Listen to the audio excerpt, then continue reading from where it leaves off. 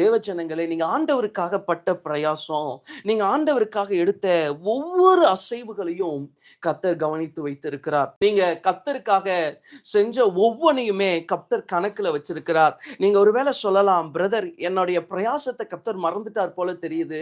நான் அவருக்காக காண்பிச்ச அன்பு, நான் அவருக்காக காண்பிச்ச பக்தி எல்லாமே எனக்கு ஆண்டவர் மறந்தது போல தெரியுது பிரதர். அப்படி நீங்க ஒருவேளை இந்த சத்தத்தை கேட்டுக்கொண்டிருக்கலாம். ஆண்டவர் இன்றைக்கு சொல்லுகிறார், நீ கர்த்தருக்காக பாராட்டின பக்திய மறக்கிறதுக்கு அவர் அநீதி உள்ளவர் அல்ல. இந்த நாளிலே கர்த்தர் பேசுகிற ஒரு செய்தி, நீ தேவனுக்காக செய்ததை அவர் ஒருபோதும் மறக்க மாட்டார். தேவ பிள்ளைகளே, நிறைய டைமு நீங்க ஆண்டவருக்காக ரொம்ப பக்தி வைராக்கியம் பாராட்டி இருப்பீங்க. நீங்க ஆண்டவருக்காக நிறைய பிரயாசப்பட்டிருப்பீங்க. ஆனா அவ்வளோ பிரயாசப்பட்டு கூட உங்க வாழ்க்கையில நடக்கிற ஏதோ ஒரு எதிர்மறையான காரியம், ஒரு நெகட்டிவான விஷயம் உங்க வாழ்க்கையில ஒண்ணு கொண்டு வந்துரும். ஆண்டவர் என்னுடைய எல்லாத்தையும் மறந்துட்டாரு, என் ஜெபத்தை மறந்துட்டாரு, என் ஆராதனையை மறந்துட்டாரு, நான் அவருக்காக பாராட்டின பக்தி வைராக்கியத்தை மறந்துட்டாரு அப்படின்னு நீங்க ஒருவேளை சொல்லலாம். இன்றைக்கு ஆண்டவர் சொல்லுகிறார், நீ என் நாமத்திற்காக பாராட்டின ஒரு வைராக்கியத்தை கூட நான் மறக்கவே இல்லை. இன்னைக்கு ஆண்டவர் திட்டமா என்கிட்ட ஒண்ணு சொல்லி அமிச்சாரு, என் ஜனங்கள் எனக்காக செய்ததை நான் மறக்கவே இல்லை. என் ஜனங்க எனக்காக காண்பிச்ச பக்தியை நான் மறக்கல, அவங்க பண்ண ஜெபத்தை நான் மறக்கல, அவங்க எனக்காக எடுத்த ஒவ்வொரு முன்னெடுப்புகளையும் நான் மறக்கவே இல்லை. நான் உங்களுக்கு ஒண்ணு சொல்றேன், நீங்க ஆண்டவருக்காக எடுக்கிற ஒவ்வொரு அடிக்கும் அதற்கான பலன் உண்டு. நீங்க ஆண்டவருக்காக பிரயாசப்பட்டு நீங்க நடக்கிற ஒவ்வொரு அசைவ கூட ஆண்டவர் ரெக்கார்ட் பண்றாரு, உங்களை ஆசீர்வதிக்கிறாரு. உங்களுக்கு வேதத்துல ரூத் என்ற ஒரு சகோதரியை தெரியும். ரூத் புஸ்தகத்தை நீங்க வாசிச்சீங்கன்னா, கணவனார் இறந்திருப்பாங்க. ரூத் நினைச்சா என்ன பண்ணிருக்க முடியும், போய் தன்னுடைய சொந்த ஊர்ல தன்னுடைய சொந்த ஜனங்களுக்கு மத்தியில ஒரு புருஷனை தேர்ந்தெடுத்து அவனை கல்யாணம் பண்ணி வாழ்ந்திருக்க முடியும். எந்த தடையும் இல்ல. ரூத்துக்கு ஏதாவது தடை இருந்துச்சா? வீட்டுக்கார் இறந்துட்டாரு. இப்ப ரூத் போனா தைரியமா சந்தோஷமா வாழலாம். எந்த தடையும் ரூத்துக்கு இல்ல. ஆனா ரூத் இப்போ ஒரு முடிவு எடுக்கிறாங்க. தன்னுடைய மாமி ஆகிய நகோமி கூட போறேன்னு சொல்லி ஒரு முடிவு எடுக்கிறாங்க. ரூத் மட்டும் அந்த வீட்டுல மருமக இல்ல, ஓர்பாலுங்கிற இன்னொரு மருமகளும் இருக்கிறாங்க. அந்த இன்னொரு மருமகளுக்கும் வீட்டுக்காரர் இறந்துருது. ஆனா ஓர்பால் எங்க போறாங்க தெரியுமா? அவங்க அப்பா அம்மா வீட்டுக்கு போறாங்க. ஆனா இந்த ரூத் மாத்திரம் மாமியார் பின்னாடி அப்படியே வர்றாங்க. அவங்க ஒன்னே ஒண்ணு சொன்னாங்க, உங்க தேவன் என்னுடைய தேவன், உங்க ஜனங்க என்னுடைய ஜனங்க. அப்போ இந்த ரூத் எடுத்த ஒரு பிரயாசம், தன்னுடைய சுகத்தை மறந்து, தன்னுடைய ஆரோக்கியத்தை மறந்து, தன்னுடைய நன்மையை மறந்து நகோமி பின்னாடி போறது ரூத் எடுத்த ஒரு தீர்மானம். அந்த தீர்மானத்தை பார்த்த ஆண்டவர் இந்த ரூத்தை ஆசீர்வதிச்சார். அந்த தீர்மானத்தை பார்த்த கர்த்தர் ரூத்தை பல மடங்கு பிளஸ் பண்ணார். நான் இன்னைக்கு சொல்றேன் தேவ ஜனங்களே, நீங்க ஆண்டவருக்காக எடுக்கிற ஒவ்வொரு அசைவுக்கும் பலன் உண்டு, ஒவ்வொரு நகர்வுக்கும் பலன் உண்டு. அவர் உங்கள் நீதியின் பிரயாசத்தை மறக்கிறதுக்கு அநீதி உள்ளவர் அல்ல. இந்த ரூத் இவ்வளவு விட்டுட்டு வந்தாங்களே, என்ன கிடைச்சது தெரியுமா? ஆண்டவராகிய இயேசுவே இந்த ரூத்துடைய சந்ததியில தான் பிறந்தாங்க. இந்த ரூத் இன்றளவுக்கும் பேசப்படுகிற ஒரு தேவனுடைய மனுஷியா இருக்கிறாங்க. இதுக்கு காரணம் என்ன நினைக்கிறீங்க? ரூத் அன்னைக்கு ஆண்டவரை தேடி வந்த ஒரே காரியம். இன்னைக்கு தேவஜனங்களை, உங்க வாழ்க்கையில நான் ஒண்ணு சொல்றேங்க, நீங்க எந்த அளவுக்கு ஆண்டவருக்காக பிரயாசம் எடுக்கிறீங்களோ, நீங்க எந்த அளவுக்கு ஆண்டவருக்காக சிலதை செய்றீங்களோ, அதெல்லாம் ஒரு நாள் உங்க வாழ்க்கையில பலனா நிக்கும். வசனம் சொல்லுது, உன் ஆகாரத்தை எடுத்து தண்ணீரின் மேல போடு, அநேக நாட்களுக்கு பின்பாக அதன் பலனை நீ காண்ப.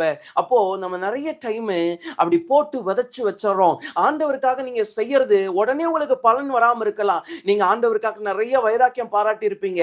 ஒரே நைட்ல உங்களுக்கு அற்புதம் நடக்காம இருக்கலாம், ஒரே ராத்திரி உங்களுக்கு சிலது கிடைக்காம இருக்கலாம். ஆனா மறந்துடாதீங்க, ஒரு நாள் அது பலனை தரும். ஒரு நாள், அநேக நாட்களுக்கு பின்பாக அது ஆகாரத்தை, தானியத்தை விளைவிக்க உண்மை உள்ள தெய்வமா இருக்கிறார். இன்னைக்கு நான் உங்க வாழ்க்கையில சொல்றேங்க, இன்னைக்கு ஆண்டவரை தேடுங்க, இன்னைக்கு ஆண்டவருக்காக பிரயாசப்படுங்க. அவர் உங்க பிரயாசங்களை அறிந்திருக்கிறார், அவர் உங்களை ஆசீர்வதிப்பார். சரி, ஒரு 3 விஷயங்களை வேதத்திலிருந்து நம்ம பார்க்க போகிறோம். 3 பேர் கர்த்தருக்கு செஞ்சதையும் ஆண்டவர் அவங்களுக்கு செஞ்சதையும் நம்ம பார்க்கலாம். ஆதியாகமம் 22:1-2. இந்த காரியங்கள் நடந்த பின்பு தேவன் ஆபிரகாமை சோதித்தார். எப்படி எனில், அவர் அவனை நோக்கி, ஆபிரகாமே என்றார். அவன், இதோ அடியேன் என்றான். அப்பொழுது அவர், உன் புத்திரனும் உன் ஏகசுதனும் உன் நேசகுமாரனுமாகிய ஈசாக்கை நீ இப்பொழுது அழைத்துக் கொண்டு மோரியா தேசத்துக்கு போய் அங்கே நான் உனக்கு குறிக்கும் மலைகள் ஒன்றின் மேல் அவனை தகன பலியிடு என்றார். நல்ல கவனிங்க. கொடுத்ததும் தேவன் செய்ததும் நான் சொன்னேன். ஃபர்ஸ்ட் இந்த இடத்துல நீங்க பார்த்தீங்கன்னா ஆபிரகாம். ஆபிரகாம் என்ன பண்றாருன்னா, ஒரே பையன், கிட்டத்தட்ட பல வருஷம் வெயிட் பண்ணி பெற்ற ஒரு பையன். அப்போ இத்தனை வருஷம் வெயிட் பண்ணி பெற்ற இந்த ஒரே பையனை ஆபிரகாம் கிட்ட வந்து ஆண்டவர் சொல்றாரு, நீ கொண்டு வந்து பலியிடுப்பா, நீ கொண்டு வந்து அவனை கொண்டு வந்து என் பலிபீடத்துல எனக்காக நீ மோரியா மலைக்கு கொண்டு வந்து பலியிடு. அப்போ ஆண்டவர் 3 வார்த்தை இங்க பயன்படுத்துறாரு. எனக்கு ரொம்ப அந்த வார்த்தை ஆச்சரியமா இருந்துச்சு. உன் புத்திரனும் உன் ஏகசுதனும் உன் நேசகுமாரனும். ஆண்டவருக்கு ரொம்ப நல்லா தெரிஞ்சிருக்குது.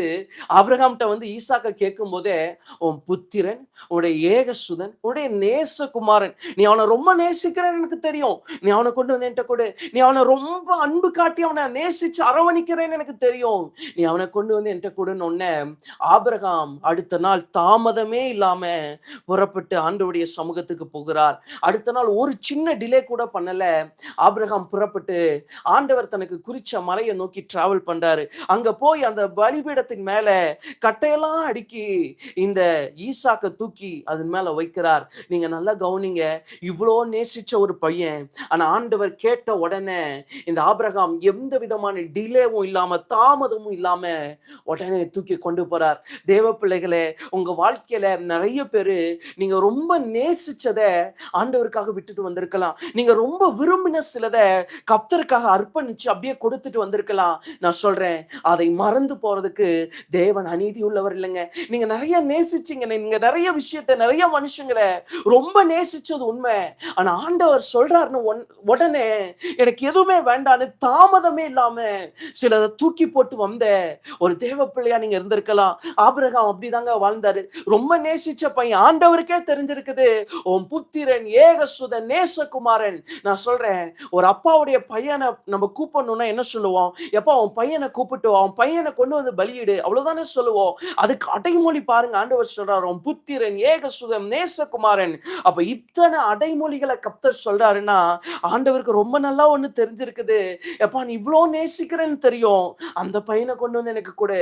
சொன்ன உடனே அடுத்த வசனம் சொல்லும், அவர் அதிகாலமே எழும்பி, எந்த விதமான தாமதமும் இல்லை. நீங்களும் கூட தேவனுக்கு செய்ய வேண்டிய சில காரியங்களை தாமதமே இல்லாம செய்கிற ஒரு தேவ பிள்ளையா நீ வாழ்ந்து கொண்டிருக்கிற. இப்படி வாழ்றதுனால எனக்கு என்ன நன்மை பிரதர்? என் வாழ்க்கையில என்ன நடந்துச்சு? என் வாழ்க்கையில நான் எதை பார்த்துட்டேன்? இப்படி நீங்க ஒருவேளை யோசிக்கலாம். இந்த இடத்துல நீங்க பார்த்தீங்கன்னா, ஆபிரகாம் போனாரு, ஆனா பலியிடுறதுக்கோ அந்த பையனை கொன்னு போடுறதுக்கோ ஆண்டவர் அனுமதிக்கல. கத்தி அந்த பிள்ளையுடைய கழுத்துக்கு வர்றதுக்கு முன்னாடி தேவன் அதை தடுத்து நின்று சொல்லுகிறார், பிள்ளை ஆண்டான் மேல் உன் கையை போடாதே. அதுக்கப்புறம் ஆண்டவர் சொல்லுவாரு, நான் என்ன பண்றேன்னா, உன்னை ஜாதிகளுக்கு தகப்பனா மாற்றுறேன். நீங்க இந்த ஒரு இன்சிடென்ட் தான் ஆபிரகாமுடைய வாழ்க்கையில அவரை ஜாதிகளுக்கு தகப்பனா மாத்தது. நான் சொல்றேன், நீங்க நேசிச்ச சிலதை கர்த்தருக்காக கொடுத்திருப்பீங்கன்னா, நீங்க நேசிச்ச சிலதை ஆண்டவருடைய சமூகத்தை விட்டிருப்பீங்கன்னா, நான் கண்டிப்பா சொல்றேன், அதற்குரிய பிரயாசம் உங்க வாழ்க்கையில கண்டிப்பா வந்தே தீரும். அதற்குரிய ஆசீர்வாதம் உங்க வாழ்க்கையில கண்டிப்பா வந்தே தீரும். இந்த ஆபிரகாம் ரொம்ப நேசிச்ச பையன், ரொம்ப விரும்பின பையன். அந்த ஒரே பையனை கூட கர்த்தர் கேட்டார்னு உடனே தூக்கி கொண்டு போய் கொடுக்கிறதுக்கு ஆபிரகாமுக்கு எந்த தயக்கமுமே இல்லை. நான் சொல்றேன், ஆபிரகாமுக்கு ஒரு சின்ன தயக்கம் கூட இல்லை. நீங்க அந்த இடத்துல பார்த்தீங்கன்னா, ஆபிரகாம் யோசிச்சாரு, நின்றாரு, பார்த்தாரு, ஒன்னும் கிடையாது. ஆண்டவரே, நான் இவ்வளவு நேசிக்கிற உண்மை ஆண்டவரே, ஆனா நீங்க கேட்கறீங்கல்ல, நான் தயங்காம கொண்டு வந்து எங்க வைக்கிறேன்னா நீங்க சொன்ன பலிபீடத்துல வைக்கிறேன். தேவ பிள்ளைகளே, நீங்க எவ்வளவு நேசிச்சாலும் சில விஷயத்த கர்த்தர் சிலதை சொல்றாருன்னா தயக்கமே படாம கொண்டு போய் அவருடைய பலிபீடத்துல வைங்க. அதை நீங்க வைக்கிறதுனால உங்க வாழ்க்கையில ஆசீர்வாதம் இல்லாம போயிடவே போகாது. ஆபிரகாம்கிட்ட ஆண்டவர் கேட்டார், ஈசாக்க கொண்டு வந்து வை. இதை வச்சதுனால ஆபிரகாமுக்கு ஏதாவது குறைஞ்சிச்சான்னு கேட்டீங்கன்னா, எதுவுமே குறைய கர்த்தர் விடல. இன்னைக்கு நான் சொல்றேன், நம்முடைய வாழ்க்கையில தேவன் சில காரியங்களை எதிர்பார்த்து நம்முடைய வாழ்க்கையில அனுமதிப்பார்னா அந்த காரியம் நம்முடைய வாழ்க்கையில எதையுமே குறைய விடாதுங்க. திரும்பி நீங்க பார்த்தீங்கன்னா ஆபிரகாம் ஈசாக்கோடு தைரியமாய் திரும்ப வருகிறார். நான் உங்களுக்கு சொல்லுகிறேன், இந்த காலை வேளையில எதையெல்லாம் கர்த்தருக்காக நேசித்த சிலத நீங்க இழந்திருப்பீங்கன்னா கர்த்தர் அதுக்குரிய பிரயாசத்தை திரும்ப தருவார். காத்திருந்து பெற்ற சிலத கர்த்தருக்காக இழக்கும் போது அதை கொடுத்த கர்த்தர் உங்களை ஆசீர்வதிக்காம விடமாட்டார். இந்த ஈசாக்க கொண்டு போய் காத்திருந்த பிள்ளை 1 வருஷம் இல்ல 2 வருஷம் இல்ல 100 வயசு வரைக்கும் காத்திருந்து பெற்ற ஒரு பிள்ளைய கொண்டு போய் அப்படியே கொடுக்கிறது அவ்வளோ ஈஸி இல்ல. கிட்டத்தட்ட இந்த இடத்துல ஈசாக்குக்கு வரும்போது 16 வயசு இருக்கும். 16 வருஷம் ஈசாக்க நேசிச்சு வளர்த்தியாச்சு. 16 வருஷம் ஈசாக்கு மேல அன்பு காட்டியாச்சு. ஆனா இன்னைக்கு ஆண்டவர் சொல்றாரு, 16 வயசுல கொண்டு வந்து வைப்பா. அப்ப கொண்டு போய் வைக்கிறாங்க. நான் சொல்றேன் தேவ பிள்ளைகளே, அவர் திரும்ப தோல்வியோடு வரல, இழப்போடு வரல. அவரை கர்த்தர் ஜெயமாய் வர பண்ணினார். முதலாவது ஆண்டவர் சொல்லுகிறார், காத்திருந்து பெற்றத நீ கொடுக்க துணிஞ்சல்லப்பா, அதனால நான் உன்னை என்ன பண்ணிட்டேன்னா ஜாதிகளுக்கு தகப்பனா மாற்றிட்டேன். ஆபிரகாம் காத்திருந்து பெற்றத கர்த்தருக்கு கொடுத்தார். அதனால் அவர் ஜாதிகளுக்கெல்லாம் தகப்பனாய் மாறினார். ஒரு ஊழியக்காரர் தன்னுடைய ஊழியத்துக்கு வரும்போது வாலிப நாட்கள்ல வீட்டுல ரொம்ப கடன் இருக்குது. இவருக்கு பின்னாடி 5 பெண்கள். இவர் தான் ஃபர்ஸ்ட் பையன். அப்போ இவர் குடும்ப ரெஸ்பான்சிபிலிட்டி, அந்த பொறுப்பு எல்லாமே இவர் மேல இருக்குது. ஆனா இந்த ஊழியக்காரர் இப்ப வேற வழியே இல்லாம அந்த குடும்பத்தை விட்டு கர்த்தர் சொன்னதுனால ஊழியத்துக்காக புறப்பட்டு வருகிறார். அவங்க ஃபேமிலியில இருக்கிறவங்க எல்லாம் சொல்றாங்க, எப்பா கொஞ்சம் இந்த பிள்ளைகளுக்கு கல்யாணம் பண்ணி வச்சுட்டாவது போயிரு. ஆண்டவர் சொன்னாராம், நீ போயிடுன்னு. அவர் எல்லாத்தையும் விட்டுட்டு வந்தாருங்க. வந்து அவர் சாதாரணமா ஊழியத்தை துவங்கினார். வருடங்கள் தாண்டுச்சு. அந்த ஊழியம் இன்னைக்கு மிகப்பெரிய ஊழியமா கிட்டத்தட்ட 25,000 ஜனங்களுக்கு மேல அந்த ஊழியத்துல இன்னைக்கு இருக்கிறாங்க. தேவ பிள்ளைகளே, நான் உங்களுக்கு ஒண்ணு சொல்றேன். சிலது கர்த்தருக்காக நீங்க விட்டுட்டு வருவீங்கன்னா, நீங்க கர்த்தருக்காக சிலதை இழப்பீங்கன்னா அதற்குரிய பிரயாசத்தை கர்த்தர் தராம போகவே மாட்டார். முதலாவது காத்திருந்து பெற்றதை கொடுக்க துணிந்த ஆபிரகாமை தேவன் ஜாதிகளுக்கு தகப்பனாய் மாற்றினார். 2வது நீங்க பார்த்தீங்கன்னா 1 சாமுவேலின் புஸ்தகம் 25வது வசனம், 28வது வசனம். அவர்கள் ஒரு காளையை பலியிட்டு பிள்ளையை 7 இடத்தில் கொண்டு வந்து விட்டார்கள். 28வது வசனம். ஆகையால் அவன் கர்த்தருக்கென்று கேட்கப்பட்டபடியினால் அவன் உயிரோடு இருக்கும் சகல நாளும் அவனை கர்த்தருக்கே ஒப்பு கொடுக்கிறேன் என்றால் அவன் அங்கே கர்த்தரை பணிந்து கொண்டான். இங்க கவனிங்க, இந்த அன்னாள் காத்திருந்து பெற்ற பிள்ளை. பல வருஷம் காத்திருக்கிறாங்க. கேட்டு கேட்டு ஒரே ஒரு பையனை கேட்டு கேட்டு பெறாங்க. கேட்டு கேட்டு பெற்று இப்ப ஆண்டவர் கேட்ட உடனே அன்னாள் கொண்டு போய் அந்த பிள்ளை பால் மறந்த உடனே கொண்டு போய் சபையில ஏலிக்கிட்ட விட்டுறாங்க. நல்லா கவனிங்க தேவ பிள்ளைகளே, நான் காத்திருந்து பெற்ற நன்மை, ஆனா நான் ஒரு பொருத்தனை பண்ணிட்ட கர்த்தருக்கு கொடுக்கிறேன்னு அன்னாள் அதை டிலே பண்ணவே இல்லை. கொண்டு போய் ஆண்டவருடைய சமூகத்துல வைக்கிறாங்க. என்ன ஆச்சரியம்! நான் இத்தனை வருஷம் வெயிட் பண்ணிட்டு ஆண்டவரே, நான் ஒரு 5 வருஷம் அந்த குழந்தையோட டைம் ஸ்பெண்ட் பண்ணிக்கிறேன், நான் ஒரு 10 வருஷம் அந்த குழந்தையோட டைம் ஸ்பெண்ட் பண்ணிக்கிறேன் சொல்லவே இல்லை. கொண்டு போய் கர்த்தருக்கு நான் அப்படியே கொடுக்கிறேன்னு சொல்லிட்டு கொண்டு போய் அந்த குழந்தைய விட்டுறாங்க. ஆனா இதனால அண்ணாவுடைய சந்ததியே ஆசீர்வதிக்கப்படுது. நான் இன்னைக்கு ஒண்ணு சொல்றேன், நீங்க ஆண்டவருக்காக ஏதாவது சில பிரயாசங்களை எடுப்பீங்கன்னா கண்டிப்பா நான் சொல்றேன், அது நிமித்தம் உங்கள் சந்ததியே ஆசீர்வதிக்கப்படும். நீங்க இன்னைக்கு ஆண்டவருக்கு எடுக்கிற பிரயாசத்துக்கு உங்களுக்கு ஒரு பலனும் இல்லாம இருக்கலாம். இன்னைக்கு நீங்க ஆண்டவருக்காக செய்கிற காரியத்தினால உங்களுக்கு ஒரு பிரயோஜனம், ஒரு நன்மை உங்க கண்ணுக்கு முன்னாடி இல்லாம இருக்கலாம். ஆனா நான் உங்களுக்கு ஒண்ணு சொல்றேன், இது நாளைக்கு உங்க சந்ததி மேல ஒரு மிகப்பெரிய ஆசீர்வாதமா விழுகும். இது நாளைக்கு உங்க சந்ததி மேல ஒரு மிகப்பெரிய பிளெஸ்ஸிங்கா விழுகும். நான் சொன்னேனே, ஆபிரகாம் போய் இந்த ஈசாக்க பலி கொடுக்க துணிஞ்சதுனால இந்த ஆபிரகாமின் சந்ததியே எப்படி மாறிடுச்சுன்னா ஆசீர்வாதத்தின் சந்ததியா மாறிடுச்சு. நான் உங்களுக்கு திட்டமா சொல்றேன், நீங்க ஆண்டவருக்காக செய்கிற ஒரு பிரயாசம் கூட அது வீணா போகாது. அது திரும்ப பல மடங்கு உங்க வாழ்க்கையில ஆசீர்வாதமா நிக்கும். சில வருடங்களுக்கு முன்னாடி ஒரு பிரதர் ஒரு சர்ச்சுக்கு போயிருக்கிறார். சம்பளம் வாங்கிட்டு எல்லா பணத்தையும் செலவு பண்ணி மத்த எல்லாத்துக்கும் குடுத்துட்டு, வீட்டுக்கு மளிகை ஜாமானம் வாங்குறதுக்கு மட்டும் ஒரு ரூ. 5,000 வச்சிருக்கிறார். அந்த 5,000தோட சர்ச்சுக்கு போறார். சர்ச்சுக்கு போனா அங்க மிஷனரிகள் வந்து சாட்சி சொல்றாங்க. அப்போ இவரு பின்னாடி உட்கார்ந்து இருக்கிறார். இவருக்கு ஜோப்ல இருக்கிற 5,000 எடுத்து குடுத்துரு, குடுத்துரு, குடுத்துருன்னு சொல்லிட்டு, இவருடைய இருதயத்துல அப்படியே அந்த வார்த்தை வந்துகிட்டே இருக்குதாம். அப்போ இவர் நினைக்கிறாரு, ரூ. 5,000 தான் இருக்குது. இது நம்மளுடைய ஒரு மாசத்துடைய சாப்பாட்டு காசு. நம்முடைய குடும்பத்துக்கு தேவையான புரோவிஷன், கிராசரி இதுல தான் நம்ம வாங்க முடியும். மளிகை ஜாமானும் இதுல தான் வாங்கி சமைக்க முடியும். இப்ப ஆண்டவர் என்ன சொல்றாரு? 5,000 கொடு கொடுங்கிறாரே நான் என்ன பண்றதுன்னோனே, இவர் கொஞ்ச நேரம் விடாப்பிடியா பாக்கெட்ல அப்படியே கைய வச்சு பிடிச்சு வச்சிருந்தார் பணத்த. அப்போ ஆண்டவர் திரும்ப திரும்ப திரும்ப ஏவுதல கொடுக்கும்போது, எடுத்த 5,000 தூக்கி காணிக்கை பையில போட்டார் வரும்போது. போட்டோனே இவருக்கு ரொம்ப வருத்தம். என்னடா இது நம்ம தனியா இருந்தா பரவால்ல, ஃபேமிலி இருக்குது. என்ன பண்ணுவாங்க? எல்லாரும் சாப்பிடணுமேன்னு சொல்லிட்டு ரொம்ப பெரிய வருத்தத்தோட அப்படியே வெளிய வரார். வந்துட்டு வீட்டுக்கு போயிட்டு, சரி ஆண்டவரே ஸ்தோத்திரம் குடுத்தாச்சு. இப்ப என்ன பண்ண முடியும்? போட்ட காச திருப்பி எடுக்கவா முடியும்? ஜெபம் பண்ணிக்கிட்டு இருக்கிறார். என்ன பண்றதுன்னு தெரியாம ஜெபம் பண்ணிக்கிட்டே இருக்கிறார். ஜெபம் பண்ணிக்கிட்டே இருக்கும்போது, ஒரு 2 நாள் கழிச்சு ஒரு நபர் அவங்களுக்கு ஃபோன் பண்ணி, "உங்க வீட்டு அட்ரஸ குடுங்கன்னு" கேட்கறாங்க. அவங்களுக்கு தெரிஞ்ச ஒரு நபர் ஃபோன் பண்ணி, "உங்க வீட்டு அட்ரஸ குடுங்கன்னு" கேட்கறாங்க. சரின்னு சொல்லிட்டு அட்ரஸ குடுக்குறார். அட்ரஸ குடுத்தா 3 மாசத்துக்கு தேவையான மளிகை பொருளு வீட்டு தேடி வந்து அவங்க ஆர்டர் பண்ணியிருக்கிறாங்க. அது வீட்டுக்கு தேடி வந்து சேருது. அப்போ ஏன் இத வாங்கி குடுக்குறீங்கன்னு கேட்டா, "எனக்கு என்னமோ தெரியல. ஆண்டவர் எனக்கு இத உங்களுக்கு வாங்கி குடுக்கணும், குடுக்கணும், குடுக்கணும்னு சொல்லி என்ட்ட சொல்லிக்கிட்டே இருந்தாரு. எனக்கு ஏதோ ஒரு ஏவுதல் வந்துகிட்டே இருந்துச்சு. நான் செஞ்சேன்." பாத்தீங்களா? ஆண்டவருக்காக எடுத்த ஒரு பிரயாசம் வீணா போச்சா?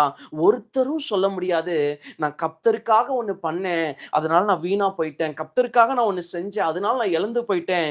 ஒருத்தர் கூட சொல்ல முடியாது. இந்த அன்னாள் பாருங்க, ஒரே ஒரு பையன குடுத்தாங்க. அதனால அன்னாள் கெட்டு போகல. அன்னாளுடைய சந்ததியே ஒரு மிகப்பெரிய ஆசாரியத்துவத்துக்குள்ள வருது. ஒரு மிகப்பெரிய தேவனுடைய ஊழியத்துக்குள்ள வருது.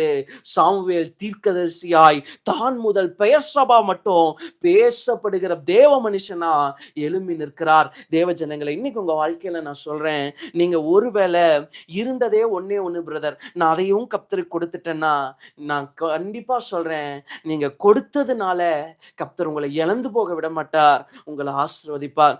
முதலாவது சொன்னேன், காத்திருந்து பெற்ற ஒரே பிள்ளைய, நேசிச்ச பிள்ளைய ஆபிரகாம் கொடுத்தார். அவர் சாதிகளுக்கு தகப்பனானார்.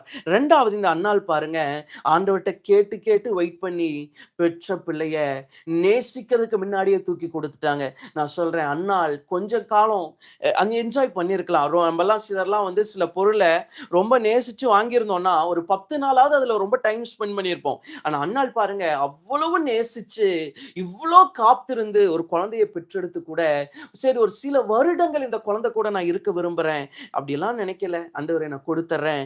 ஆனா கொடுத்ததுனால கர்த்தர் வந்து அவங்கள சும்மா விடல. அவங்கள ஆசீர்வதித்தார்.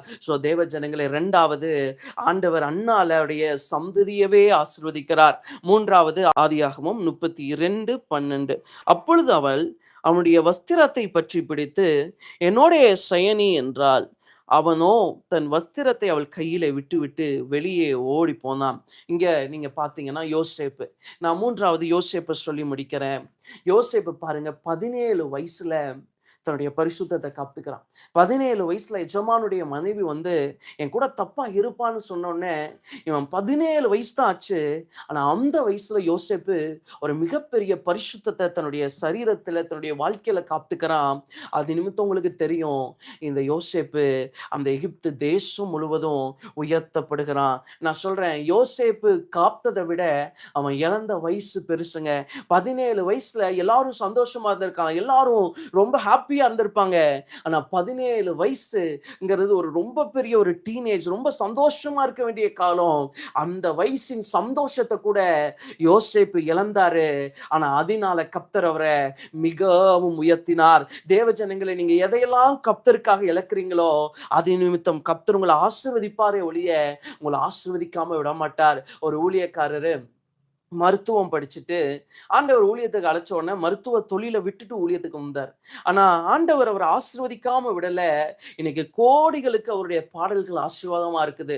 அப்படி கர்த்தர் அவரை பிளஸ் பண்ணி ஆசீர்வதிக்கிறார். நான் ஒண்ணு சொல்றேன், நீங்க எதையெல்லாம் விட்டுட்டு கர்த்தருக்காக சிலதை செய்யறீங்களோ அது நிமித்தம் நீங்க ஆசீர்வதிக்கப்படாம போகவே மாட்டீங்க.